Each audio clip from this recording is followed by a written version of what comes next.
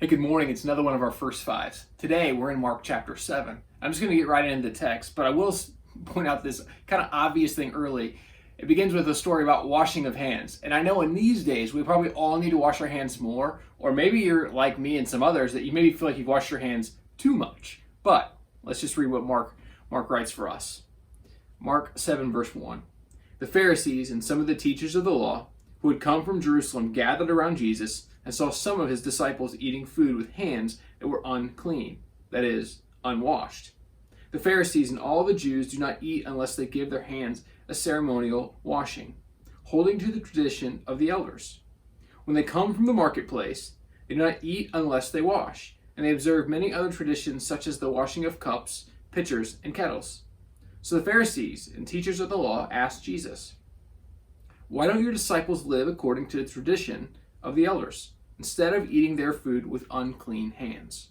He replied, "Isaiah was right when he prophesied about you hypocrites. As it is written, these people honor me with their lips, but their hearts are far from me. They worship me in vain. Their teachings are but rules taught by men. You've let go of the commands of God and are holding to the traditions of men." Jumping ahead. Again, Jesus called the crowd to him and said, "Listen to me, everyone, and understand this.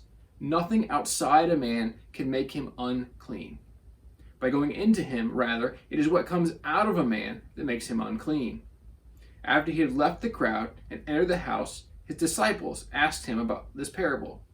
"Are you so dull?" he asked. "Don't you see that nothing that enters a man from the outside can make him unclean? For it doesn't go into his heart, but into his stomach, and then out of his body." By the way, in saying this, Jesus declared all foods clean. He went on, "What comes out of a man is what makes him unclean.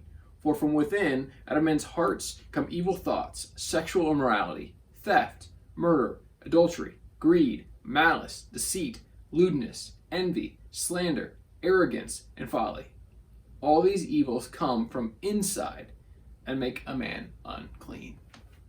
Right? It's kind of a cool story that these rabbis, these teachers, they have this way of life in which we have like all these rituals and things we do. And the truth is, rituals in and of themselves are not bad things.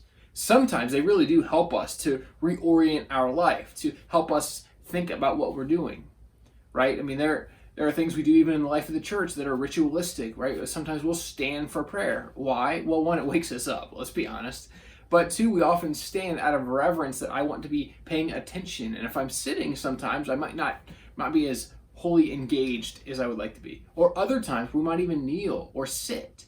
And we do that as a posture of prayer. Those are ritual things we do. They're not bad, they just are.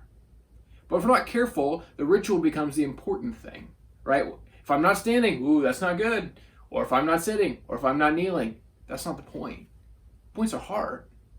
So see, sometimes we can do the right thing on the outside, but inside we are just a wreck, right? Have you ever found yourself doing something for someone else and on the outside you put on a good front, but you were just boiling inside? Or have you found that you just snapped at someone, right? In fact, just this week, I called someone. I was trying to help someone out, and I called, and they were like really short with me on the phone and kind of just really, really rude. And then they figured out who I was. Took about 30 seconds into the conversation, and then their whole tone changed. And they were so sweet, and they had such a nice way of speaking. And I can't help but think how often that's really what Jesus is saying to us here. Let's not be one person in public or one person when we think this person matters more than that person. Because if we're not careful, we can put on a good front, but inside we're just a wreck, right? We're just struggling with all the things that Mark lists in this chapter. And so we're not clean by what we eat, by what we necessarily see in some of this stuff, but we're unclean by what happens inside of us, whether it's in our mind, in our heart. If we're not careful, we can be led astray by all kinds of things in life. And we're not led astray by what's out there, but by what we let foster inside of us. So it's not that we have to clean the cups, although cleaning your cups and your pitchers, we've found is a good thing if you want to stay healthy. All that to say, that's not what Jesus is really getting to here. What he's saying is this: if we're not careful, we can have the right practices without the right heart. But the good news for us as Jesus comes to us and says, hey, I want to reshape your heart. I want to reshape your mind. I want to create in you a new creation.